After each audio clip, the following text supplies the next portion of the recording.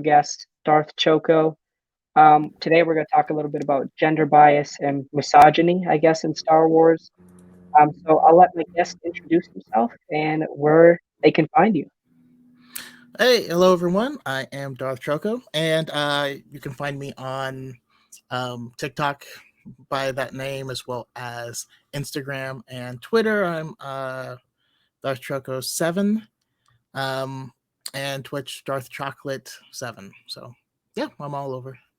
Yeah, okay. So I guess we'll start with, I guess, what is your view? I guess my question is, do you think gender bias and misogyny is a prevalent problem in the Star Wars community? Um, it is and it isn't. So I don't believe the vast majority of the fan base is misogynistic. Um, Well, so first I'll say that I feel a lot of people use the terms gender bias and misogyny interchangeably, and they're not. Um, I think it's a very small group of people that are misogynists. Um, but if you look at the other side of it, right, there with the results, uh, women get like misogyny. They experience it. Women creators, specifically in Star Wars, on every single post that they make, like nearly 100% of the time. So it's not every person, but the end result ends up being that they are constantly experiencing it. Yeah, yeah, I would totally agree. I mean, if you look with Rose in The Rise of Skywalker, she has above a minute of screen time. Like, she got pushed to the side, sadly. A lot of females, actors have faced misogyny in the fandom, have had to delete their social media accounts. So I will agree there that there are, misogynistic people, and the result usually ends the same way as you say. It's a small portion of the fandom, but it's sad that those people exist. But I think so. I think I can segue into this now. I think most people who dislike characters like Ray are not misogynist, or I'll use the word gender bias. They're not gender bias. I think they just don't understand how to convey their dislike for the character, and they could come off as gender bias or misogynistic. So I'll ask, what are your viewpoints on that? So I and again, I think it's additionally a combination of things, but I want to also say that um, like misogyny is an actual like hatred towards female characters, whereas bias is different. You know what I mean? Like I'm right-handed. That means that I'm biased towards my right hand. Doesn't mean Right. I hate my left hand. But if I'm not paying attention, you toss a ball at me and say, "Hey, look, I'm probably gonna catch it with my right hand, right?" And I'll probably catch it with my right hand almost every time because I'm biased towards that hand. So there is. I mean, I definitely think that there could be more of that than some of us are aware of. And I'll give you an example.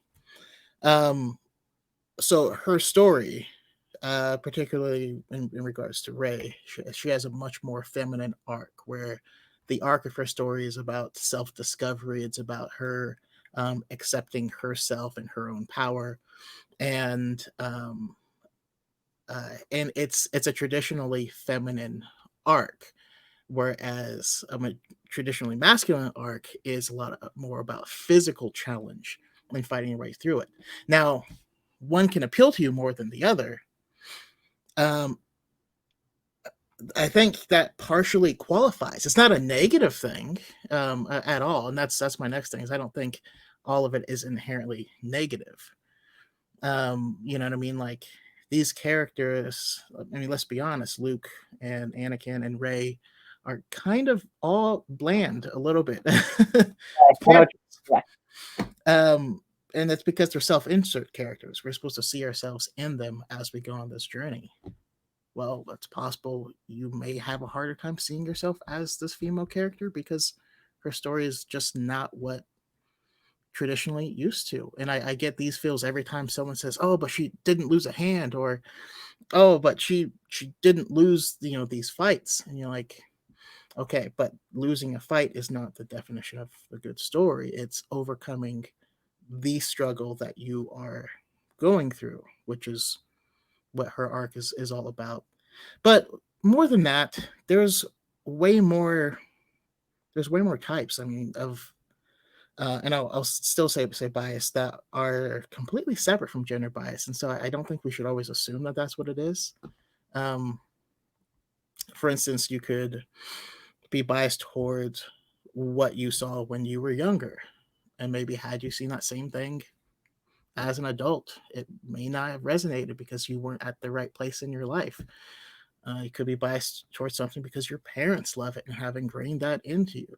Um, it could be that um, it could be not bias against something, it could be towards another thing.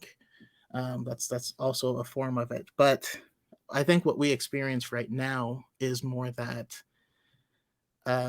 these women get so many of these like horrible comments all of the time that when people jump in and just say, "Oh, she's just a trash character" and stuff like that, you get lumped in with those people making the horrible comments, even though you're not necessarily one of them, but you sound like one of them, you know?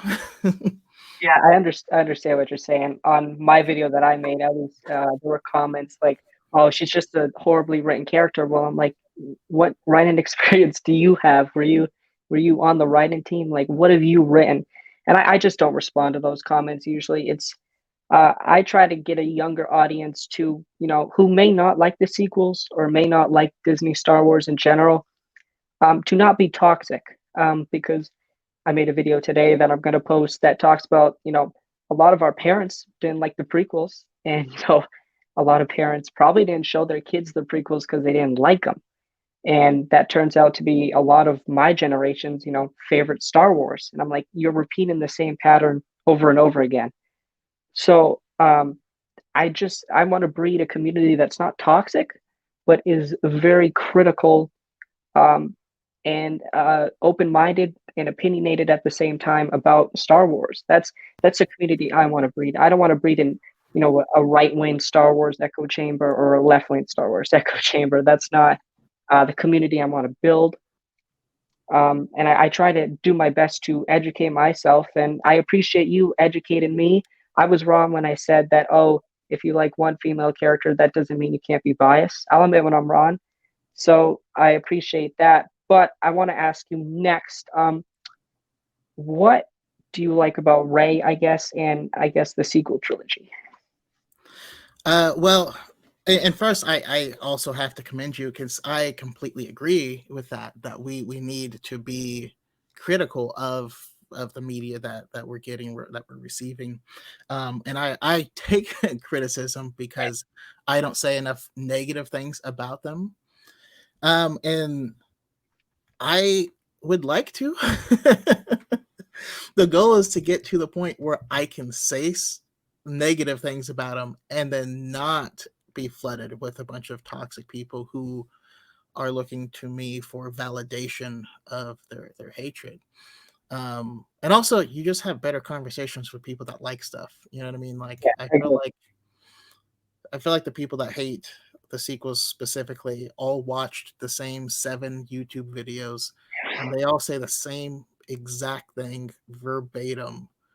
The Um, Seven Mike Zero and Geeks and Gamers videos. Yeah, I know, I know what you're talking about. yeah, no, it hurts. I actually, what's funny is you'll see me reply to them still, but it's only because they all say the same thing word for word, and so on my clipboard on my phone, I have like messages. And I'm like, it's so sad that I can just hit this and that's the reply. But um, what do I like about him? Honestly, um, I'm not a big fan of Ray myself. She's not in my my top 10. That's for sure. But I did like how different she felt. You know what I mean? Like we haven't had a protagonist like her. I think that she uh, for some reason, we typically see these female characters all have this one personality of being tough and sarcastic and like and quippy and stuff like that. And so she's the first one that is a main character who's not like that. Like I love the show The Mandalorian, and in the very last episode, we had these four female characters who were being badass together, and then I thought about it and I was like, I feel like they all have the same personality though. Right, right, yeah, definitely, definitely. And as But far as the sequels in general, it's my least favorite trilogy, but I do love The Last Jedi. So Last Jedi is like my second favorite Star Wars film. The Force Awakens is somewhere in the middle, and then Rise of Skywalker is just dead last for me. So yeah, so I kind of agree. I have The Last Jedi and The Force Awakens in the middle of my tier list. I've only watched The Rise of Skywalker once or twice, but I remember I think I had the worst reaction coming out of the theater after that movie. I was like, I was just, I think the problem I have with the sequels is that it felt like two different like visions. Felt like JJ had a vision, and then I like what Ryan did a little bit, and then JJ came in, and I feel like he didn't build upon those ideas. I like I liked Ray being a nobody. I don't mind her taking the name Skywalker on. It makes the most sense. It's the Skywalker saga, and I think that's another point we can segue into with I guess how do you feel about people who like when they trash Ray or the character of Ray, but they don't get like anything right canonically, or they don't understand why the character's written that way. What do you say to those people, or like how do you feel about that? um it's it's weird. I mean, there's so many weird and that's again one of the reasons why I just try to talk to people that really like this stuff, because the mental gymnastics that I see justifying this hatred is like, it's just bizarre to me. um I see people who are like, how could she use a lightsaber, she only had a staff, and then they're like, she's terrible with a lightsaber. How come this isn't like the prequels? And you're like, wait, but you can't have both. I'm like, Yeah, yeah, but she never trained. And then you're like, well, she was training in The Last Jedi. Oh, she was fighting against a rock. I'm like, you can't have it both ways. you can't not want someone to train and then get mad when they train. Um, and so, and then especially when things that they're saying are just factually wrong. It kind of makes me sad. Like, it's become uh it's fashionable to hate on, and it's so fashionable that you can just repeat what other people say without thinking about it at all. And I know, I mean, I think that's the sign of a dumb person. not not to be mean, but like, if all the information is presented and you refuse to accept it, that's kind of not smart. Yeah, yeah, I totally agree. I guess the point I was going to make is, they accept Anakin's story, right? And Anakin's story in the Phantom Menace and Attack of the Clones, in my opinion, is really bad. Just bad in my. I don't like it, preferably. The Clone Wars does a lot to his character, and it makes his character a lot better and more, I think, likable or understandable. We can understand him more. Remember, we only had three movies originally with Anakin, and people absolutely hated Hayden Christensen and hated Jake Lloyd and hated the character of Anakin. And I guess my next question is, do you think the sequels would benefit from like a Clone Wars type of show, or like the Mandalorian like universe tying into the sequels and explaining the story a lot better? I mean, absolutely, but I think the thing that they need most is just a little bit more time. I mean, I loved the prequels when they came out, and I was ridiculed to no end. And I, at one point, Swear to God, I thought I was the only person on the planet Earth that enjoyed the prequels. Um, and so, yeah, I mean, I definitely think so. But honestly, it is already coming along. I already see a lot more love for these films, and a lot more people like watching the people who are making those YouTube videos and going into they're starting to have a much harder time justifying all the hatred, and so that's why it's getting funny to me. Yeah, it's funny, you know, they used to have the Ryan Johnson with the laser eyes and the Kathleen Kennedys with the laser eyes. Just it's the same five videos. Oh, Kathleen Kennedy ruined Star Wars. Oh, Ryan Johnson. Now, in my opinion, I would love if Ryan worked on a Star Wars. You know, I'm hoping that trilogy happens. I don't know if it's going to happen now, but I wasn't. I've actually liked The Last Jedi a lot better after I've watched it multiple times.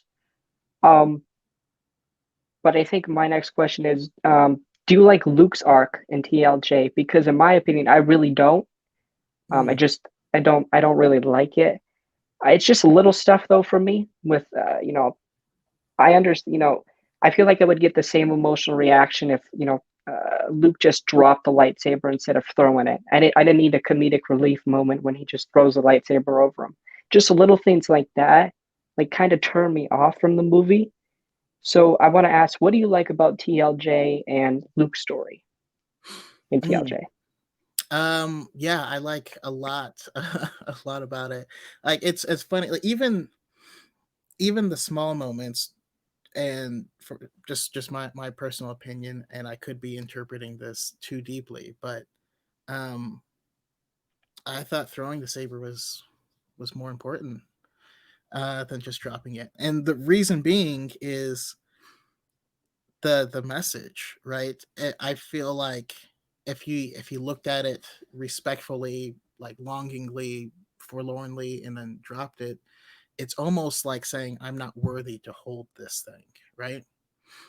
But that's not necessarily the story. It's the Jedi need to end, and so it was a disdain for it rather than this thing is great. I'm just not the guy. Versus this system is broken and we need to tear it down. But like specifically, with Luke's arc, um, I think it's weird how much people blame Ryan Johnson specifically because all of that was set up in the Force Awakens. Um, it's literally the plot. The first line of the Force Awakens crawl is Luke Skywalker is missing, and Han Solo straight up says, "Yeah, he had a new Jedi school. One of the kids ruined everything. He felt guilty and walked away from it all." The scene with Luke's hand on R2 while the temple is burning in the background, that was in the trailer for The Force Awakens. Um, Not only that, but I always like to point out that that's actually George Lucas's original idea Right. Yeah. for that. But um, going into the film, I knew very clearly that this is Rey's trilogy. This is a trilogy about Rey. So whatever happens with Luke, he can never take over the story. He can't become the main focus. If he has an arc, he can't be the remedy to everything. Otherwise, this is just a Luke story, right? And I thought they did an amazing job of explaining what could be so big that it would cause Luke Skywalker to walk away. This is the guy that would, at the drop of a hat, do anything to save anyone, no matter what. And then the question is, well, what if that's what he did and he failed? Um, Seeing him, pick up baby Grogu and look at Din and say, I will protect him with my life. Like that hit hard because what's gonna happen. You know what I mean? Like Right. um the it's not that he failed Ben, it's that he failed everyone and everything simultaneously. And I love The Empire Strikes Back.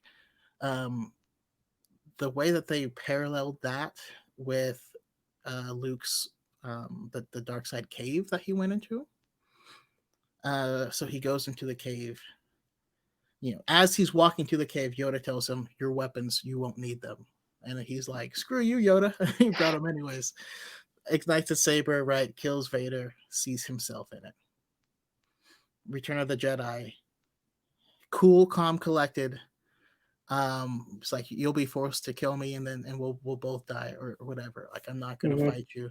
Yeah. Tries to strike him down in anger. Collects himself again. Vader threatens Leia. Tries to strike him down in anger again. Um, you know, and almost does. Gets really close to it.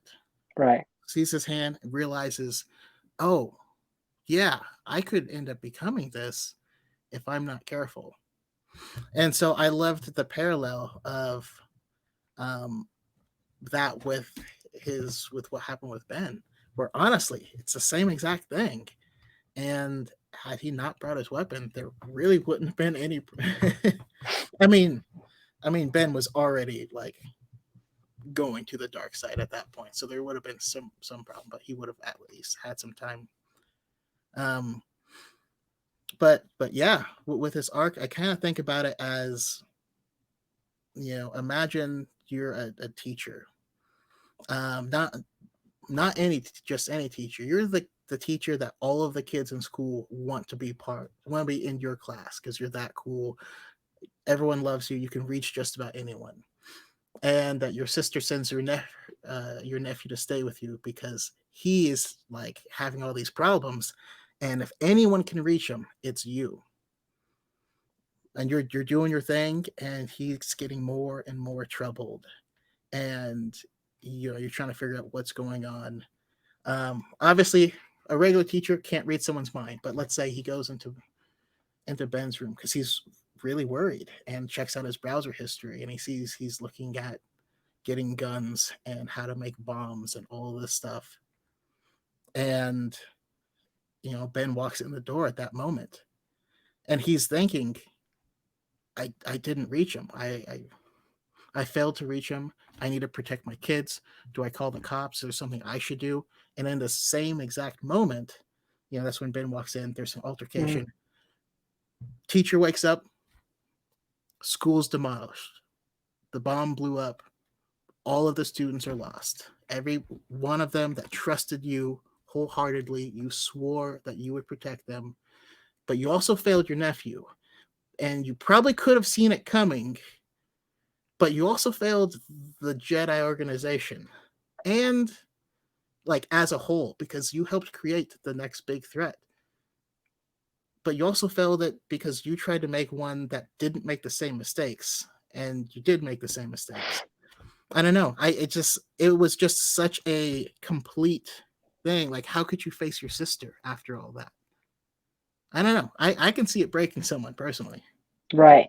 Yeah. A lot of people make the point that, Luke was the symbol of hope and optimism. Like, well, he is, obviously, but people don't realize, Luke had dark moments. They always seeded that throughout the original trilogy, in Empire and obviously Return of the Jedi. He's about to kill his dad, his own father.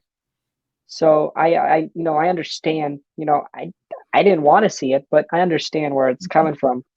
I wanted to see the crazy Luke, but I understand, like, now I understand. Oh, it's Rey's story. Luke's the mentor now. Luke's the Yoda of the sequel trilogy. So I guess now, did you read Light of the Jedi, the New High Republic book? I did. I did read Light of the Yeah, I Jedi. guess I guess we could talk about that. So, what are your thoughts on that and how it started? Yeah, it's cool. It's a brand new time period. We've never seen any of this before. A lot of people were worried that it's going to be like a lame version of the Old Republic, and I'm a huge Old Republic fan myself. But it's not. It's entirely new, and you actually get to see the Jedi doing what the Jedi are supposed to do and acting the way that they're supposed to act. Um, I really liked it, and the way that they introduced this character and these worlds, I thought was perfect. And the arc that the villain Marchion Ro takes, I think is just incredible. Like, he seems like this like sniveling, weak little idiot.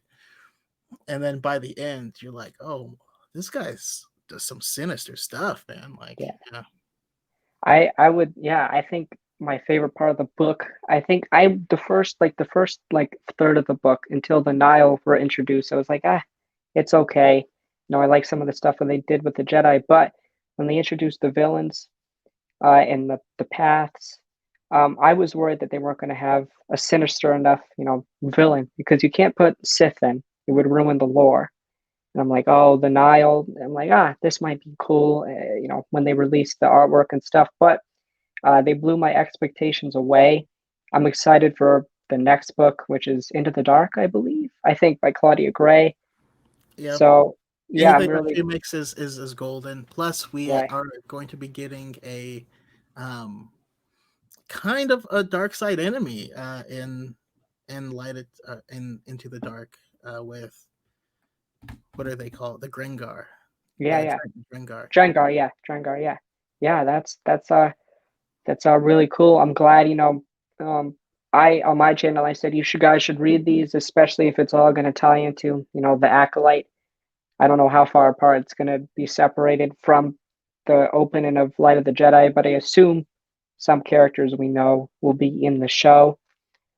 So I guess I can tie back in to the gender bias topic. What? How do you think we fix it?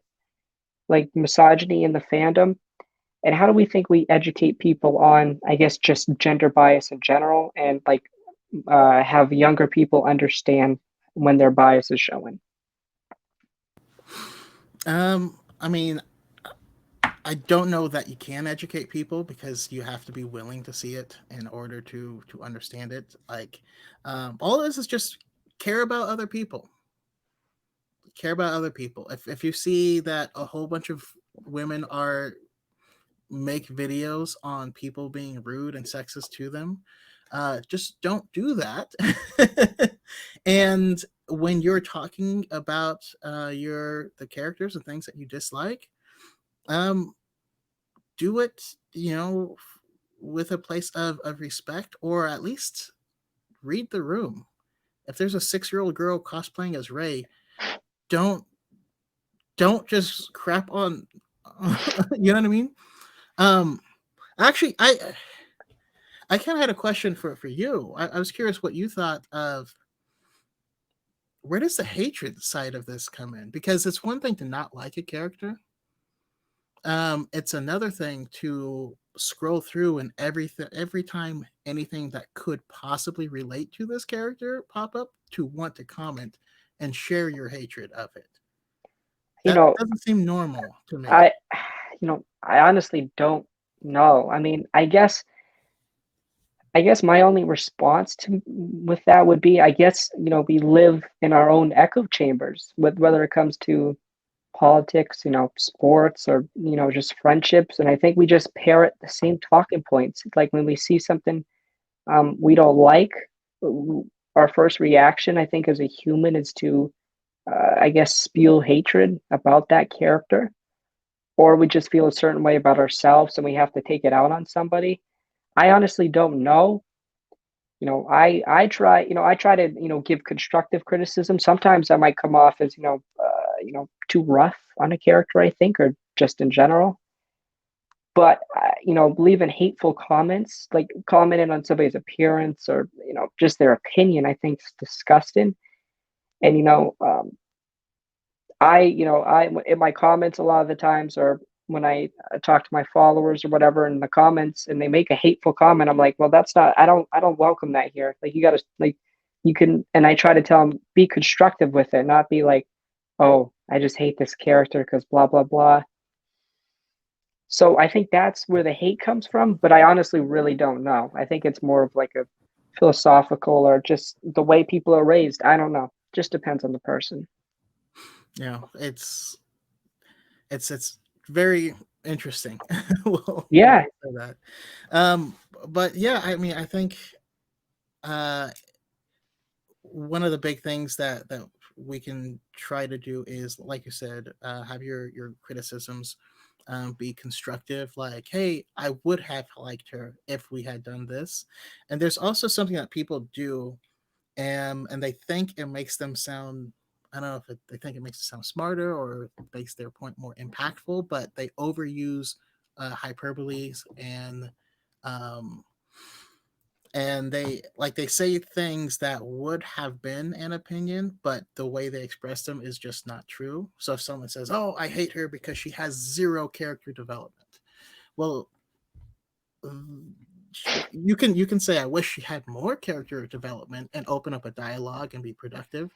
But if you say, "I hate her because she has no character development," that's wrong, and it makes you seem kind of dumb. Like, did you not see the movie? Or were you, if you are completely unable to notice it, then that's a reason that someone might think, well, they have to be biased, because the only way to not see it is if you don't want to, So, um, understanding that, yeah, how you express it is a big part of why people might get that impression. Yeah, I mean, I totally agree. So I think when I made my original video, I think the bigger point I was making was that I think sometimes creators overuse the term gender bias. I just think sometimes I mean, Hmm. it's obvious. I think it's it. I think younger men take it as a negative term that they just can't fix. They're inherently hate like women. So I guess my bigger point I was trying to make was that I think creators, when they use that term, they should use it more as an educational term. And I think you did a great job of this in your video. I've seen some creators use it and they keep using it sometimes. And I'm like, you kind of using it in negative light here. Maybe explain it more like you did in your video, which I really appreciated. So, do you think that's a problem, I guess, like the overusage of the word and not like educating people on like how you can like see this bias in you and if you even have this bias? Absolutely, absolutely. So like I said, it is a problem on both sides, because the people that say it oftentimes, um, say it in a manner that all it's going to do is put someone's shields up and make them, now it's an antagonistic relationship versus like what we're doing, where we're talking. And I really appreciate this conversation, because I feel like we probably both have the same mindset of, this is not a debate. I'm not trying to convince you of my side. We're trying to Right. find a mutual, it's not about winning, it's about understanding, learning, and moving forward. Um, so yeah, I definitely do believe that it is overused. And like I said, about the other types of bias, of this could have just been, this person was really young and this character got them through some hard times, and they wanted to see them in a different, portrayed differently later. And because they aren't in that same position, they didn't connect as well with this person. And I'm positive it's that way for a lot of people, but just how you express it. So both sides need to come together. The problem is that one side is a reaction to the other side, right? So they're not on equal playing ground, so to speak. Yeah, no, I definitely understand what you're saying. And I think, I like TikTok. I like, giving my opinion on Star Wars or facts in a minute, but I only have a minute. And these are, deeper issues. So when I made that video, I got a couple duets saying, like, oh, you don't like Ray or something. When I never said in my video I didn't like the character. So I made a follow up saying, oh, it just, the character doesn't resonate with me like Anakin and Luke. That's fine. That's completely fine. And I think a lot of people, my age bracket or men in general just feel that way. And I think, the overall deeper point I was making is that's how you need to say you don't like the character. You don't know anything about writing, most likely, if you're my age, or story, or, how to direct a film. So I think that's just the bigger problem. People don't understand how to convey that emotion. And obviously in these feminine characters or female characters in Star Wars, like Jyn Erso and like Hera, they express, more tough masculine traits. So obviously you might relate to them more than Ray, as you said earlier, who's more, more of a feminine lead. And that's fine. So I think as a fandom, like you were saying, we need to come together and understand that and stop going at each other's heads all the time. I think because I mean we all love the same stuff, and you know I would say the toxicity comes from bigger people than us, the Star Wars YouTubers. There it's become. I think it's become an echo chamber. We had the Pablo Hidalgo thing, and yeah, that's. I mean, it's I mean, it is what it is. I've been a big Star Wars theory guy since he was 100,000. I understand what he thinks, obviously, but I think he went about it the wrong way. But I think you could see it on TikTok. You're starting to see it a little bit on TikTok now. There's two communities. There's the one that we're going to give you our hateful opinion, and then there's the one that's like, oh, we got to defend the sequels. Like, you inherently go into that defensive mode when somebody is on the aggressive and hateful towards the thing that you may like. So Yeah, and I mean, so coming back with what you're saying, what the people who are defending these things also needs to understand is, actually, this is true of both sides, is not everyone shares the same opinion. There's so many times that we go into a discussion and we are carrying some other discussion that we had some other day with some other person, and you're like, I don't know, I didn't say any of this stuff that you're trying to refute, so I have no idea what you're talking about. Like, I get that all the time, and I mean, it's a straw man fallacy, but really it's people like, oh, so you're saying that this, and you're like, no, no, no, what I said is what I meant, not, you know. I did a post on, because someone was quoting the whole forces female thing, so I made a post explaining, like, that had nothing to do with Star Wars, that was Nike shoes. And then I got a bunch of people like, so you're saying that Kathleen Kennedy is the greatest and has never made any mistakes? I'm like, what? No, no, I didn't say that. Did I? And so um, we also, that's the problem once two sides kind of come up, is that you're always assuming that every person on this side believes all of these things, and every person on this side believes all of these things, and that is just not true. yeah, I remember watching one of Mace Windu's videos, and he was talking about he doesn't want to give his criticisms of TLJ because he doesn't want to breed like toxic people into his comment section, just like agreeing with him, like just spewing hate about the movies. And I make a lot of videos defending people who like the sequels, but at the same time saying, oh, I don't necessarily like them, but I want to defend people who do like them because I don't want to draw people away from what they like. And people will come in my comment section saying, "Oh, you're a sequels fanboy. You hate the prequels." It's like, no, I never said that. I simply said I'm defending this person from liking the Star Wars she likes. So I guess my next question would be like, how do you feel like when you see like a person who's in a vulnerable state as a creator? Do you always want to come to their defense, or do you worry about trolls coming after you or like toxicity coming towards you? Um, so I mean, so just a little history on me. The way I got a lot of my Star Wars knowledge is through the books. I had a job with manual labor. I had headphones in like 11, 12 hours a day, and I found Star Wars audiobooks.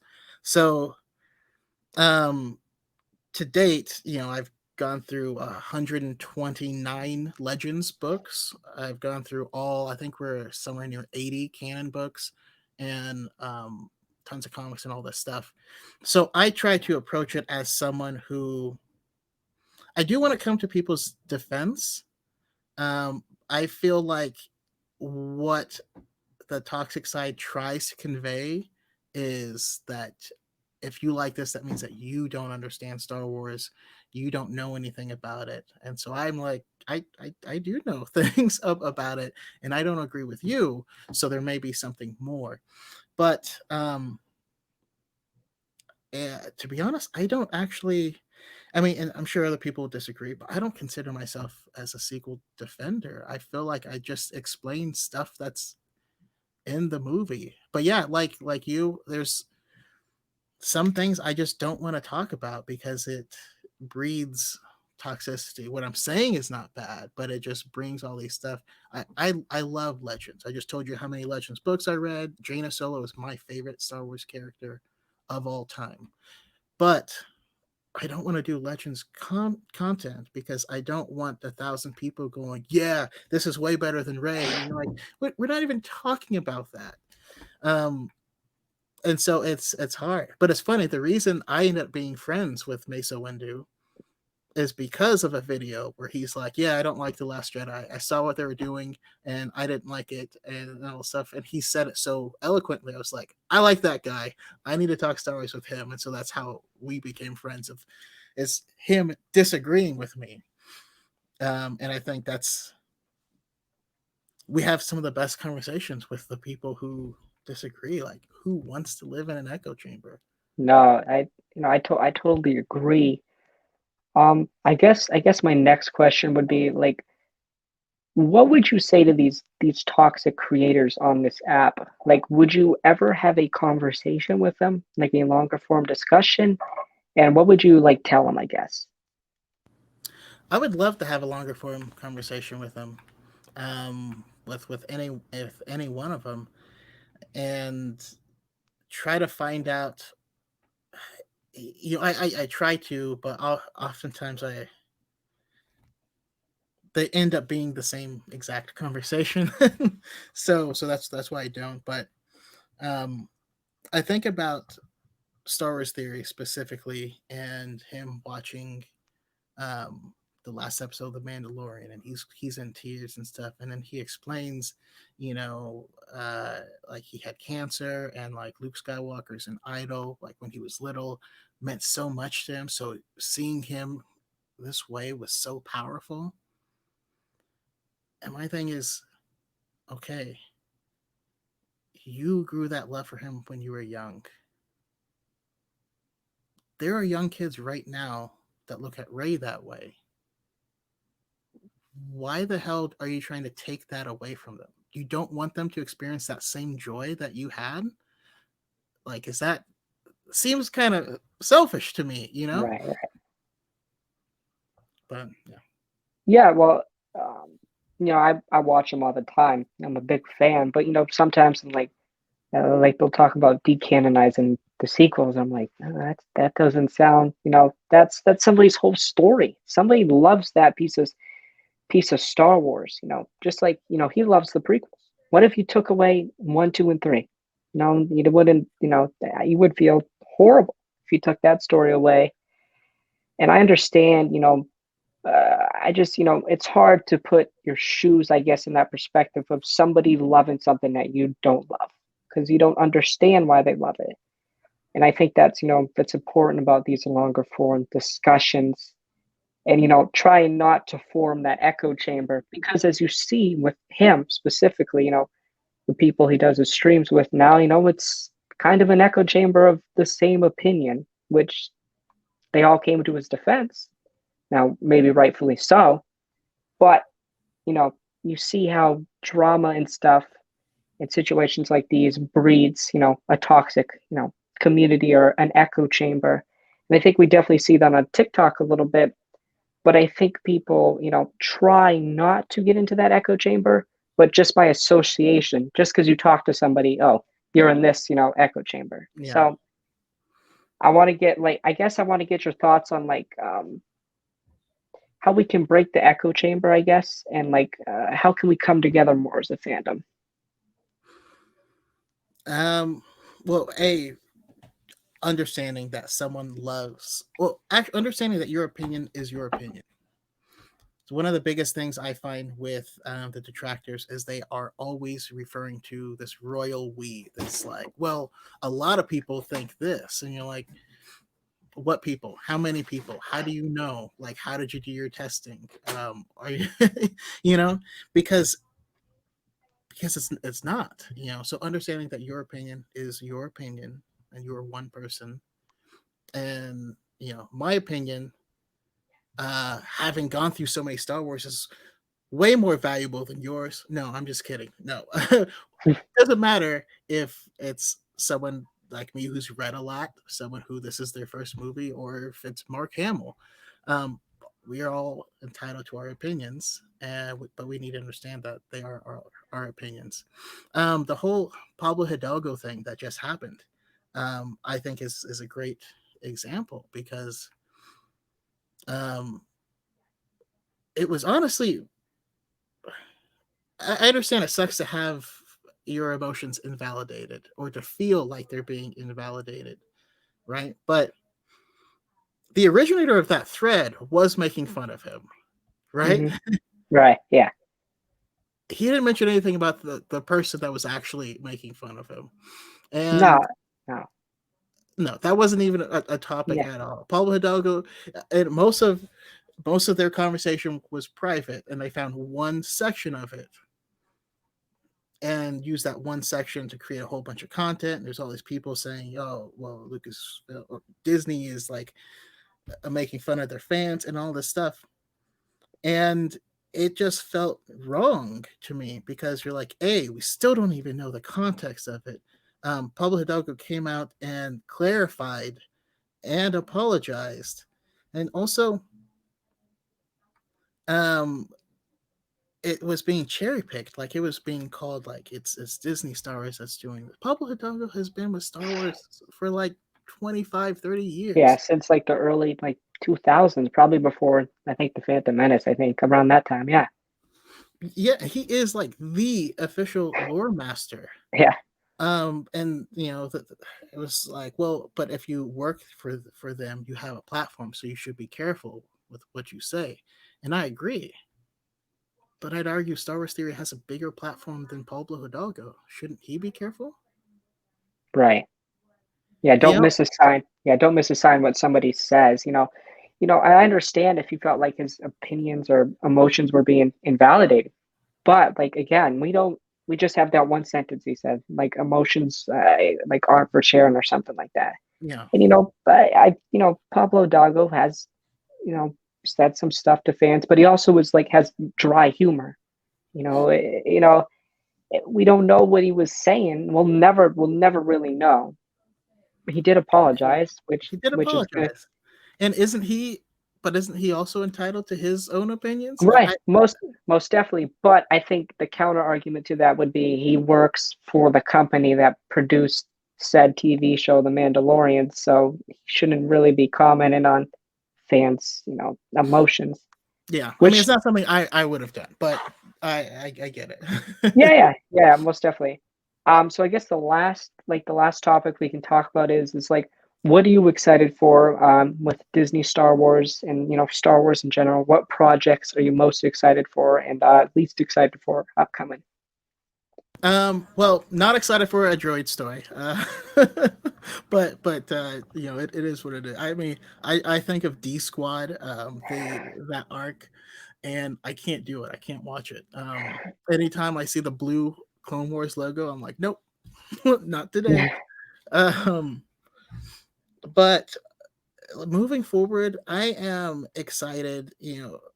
Being someone that's read a lot of the expanded universe, just really excited that we have an actual canon that counts now. Because before, George didn't really care what was in the books; he was just going to make what he was going to make. But now, if you watch Rogue One, Mustafar seems nicer than it did in Revenge of the Sith. And if you watch the opening of Rise of Skywalker, it's even nicer than that. Why? Because of the events of a video game, of a VR game, Vader Immortal, ties in so deeply that they have to change what they do in the films going forward. I think that's cool to actually have a Yeah, canon that your projects are going to reference. Um, and building off of that, I'm a huge, lore nerd, especially when it comes to the Force. So Ahsoka and the Acolyte definitely are top contenders. Ahsoka mostly because I need to figure out the hell the background means. It's like the world between worlds, and like so we're gonna get some deep stuff. I hope we get some, find out more about Morai and all this stuff. The Acolyte, we're gonna dive into the dark side at the tail end of the High Republic. No idea what that's gonna mean, but that's gonna be really cool to really check out. And also Visions. Um, I mean, I'm a big anime fan. They're gonna be working with anime studios, but Kathleen Kennedy said that they are going to be exploring. Um, she said the 25,000 years of history. Yeah, 25,000. Okay. High Republic is 200 years before. Old Republic is 3,000 years before. 25,000 years before. That's Dawn of the Jedi stuff. yeah. Are we getting that in anime form? I don't know, but I need it. I have no idea what they're going to come out with, but it's going to be great. Yeah, there's a lot of people saying Taika Waititi's movie is going to be because of the graph that they showed during the Disney Investor Day. It looks like the original Jedi original Jedi story. So I'm excited for his movie. Obviously, I think he did a great job in season one of The Mandalorian.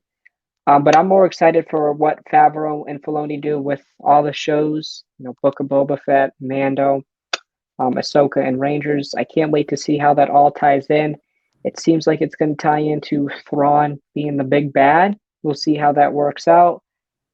And I'm also excited for the Acolyte because I'm a big advocate for new Star Wars. I like seeing new characters, new Mhm. faces, and yeah. So I want to thank you for coming on. It was an honor to talk to you. Talk about. I Yeah, appreciate go you. ahead. Go ahead. Yeah, yeah. It was. Sorry for interrupting. No, No, no, it's all thank you. good. Thank you for having me on. It's nice to actually talk about this stuff with, yeah, where we can actually come together and get to know things. One thing I will say is I wish that Taika Waititi was actually directing a Hondo movie because I think that would be amazing. Yeah, yeah. I know what you're saying. Yeah, again, appreciate you coming on. It's always good to have these, longer form discussions about this. And I think, we agree on a lot of stuff and disagree on some stuff, which is a good thing. I don't want to be in an echo chamber, as we said earlier. So I thank everybody who watched on Twitch and everybody who's going to watch on YouTube. And yeah, I will see you all probably tomorrow on Twitch. I'll have a sports podcast, so I'll do that. So again, thank you, Darth Choco, for coming on, and that is it.